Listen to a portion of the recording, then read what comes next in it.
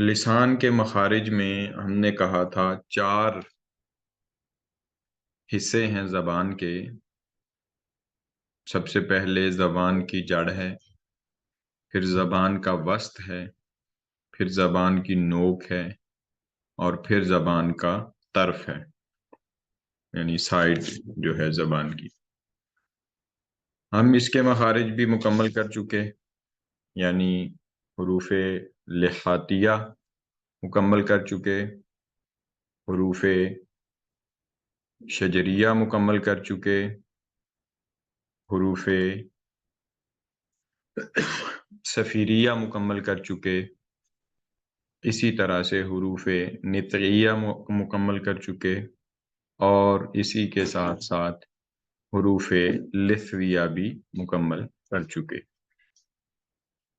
اس کے بعد طرف زبان، وہ اس سے ہم 4 مخارج ان کو بھی دیکھ چکے، ضاد، لام، نون اور را۔ ضاد کہا تھا ادراس کے ملنے سے، لام کہا تھا ثنایا، ربائی، انیاب اور ضواحک کے ملنے سے، نون کہا تھا ثنایا، ربائی اور انیاب کے ملنے سے، اور را کہا تھا کہ ثنایا اور ربائی کے ملنے سے را ادا ہوتا ہے۔ یہاں تک ہم مکمل کر چکے۔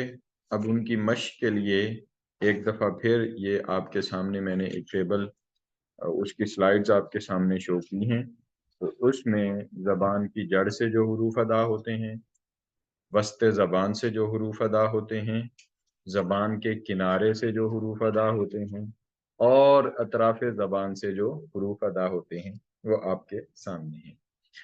میں نے آپ کو ترتیب وائز گلے سے حلق سے شروع کیا، اور ابھی زبان پر اور طرف زبان پر ہم اس کو ختم کر چکے۔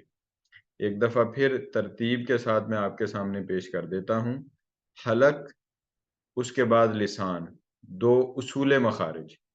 اصول مخارج حلق کے 3 حصے، اقصی حلق، ادنا حلق، اور وسط حلق اور ادنا حلق۔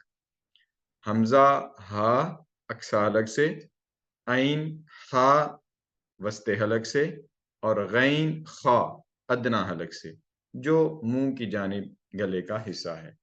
اس کے بعد حروف لحاتیہ، زبان کی جڑ اوپر تالو کے نرم حصہ سے ملے تو قاف ادا ہوتا ہے، زبان کی جڑ اوپر تالو کے سخت حصہ سے ملے تو کاف ادا ہوتا ہے، اور قاف اور کاف میں فرق یہ ہے کہ قاف ہمیشہ موٹا پڑا جاتا ہے، کاف جو ہے وہ باریک ہوتا ہے۔ اس کے بعد ہم نے وسط زبان دیکھا۔ وسط زبان میں ہم نے جو پڑھا وہ زبان کی جب جو وسط ہے وہ اوپر تالو کے ساتھ ٹکرائے تو حروف شجریہ جیم، شین اور یا ادا ہوتا ہے۔ اس کے ساتھ ہم نے پڑھا حروف نطعیہ، جو ہم نے کہا کہ تا دال طا ہے، یا حروف صفیریہ، ترتیب میں آپ اس کو کر لیں تو حروف صفیریہ پڑھا، زا، سین اور صاد۔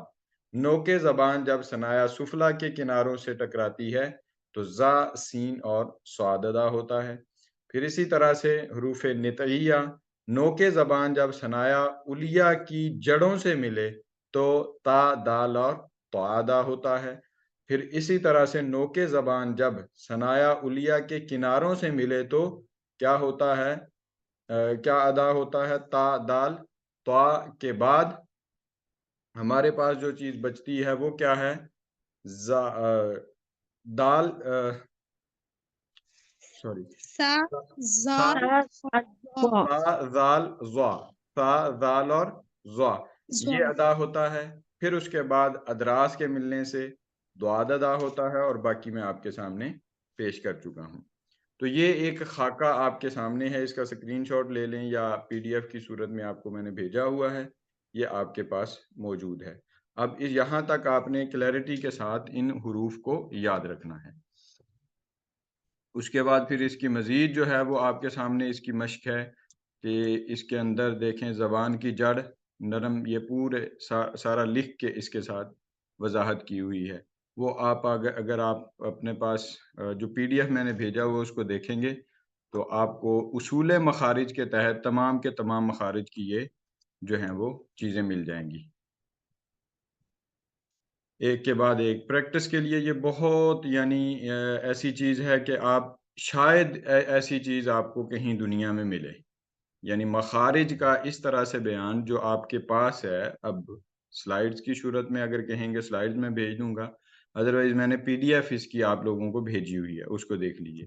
تو یہ آج ہم جو ہے وہ مکمل کر چکے ہیں، بس اسے ادھر ہی رکھتے ہیں، اور یہ مخارج کا بیان ہم زبان تک مکمل کر چکے ہیں۔ اب اس کے بعد دو رہتے ہیں، فا کا اور با کا، میم کا، با میم واو کا، اور پھر اسی طرح سے جو غنہ ہے وہ رہتا ہے، تو اس پر ہم بھی پھر کل انشاءاللہ اس پر بات کر لیں گے۔ تو یہاں تک ہمارا تجوید کا لیسن ہے وہ ہم نے دیکھ لیا، صرف میں نے ریویژن کے طور پہ آپ کے سامنے کیا ہے۔ اب آپ میں سے جو ہیں وہ بتائیں کہ کون سا مخرج کہاں سے جو ہے وہ ادا ہوتا ہے۔ میں 1 to 1 جو ہے وہ سب سے سننا چاہتا ہوں، اس لیے میں نے اس کو مختصر رکھا اور جلدی ختم کر دیا۔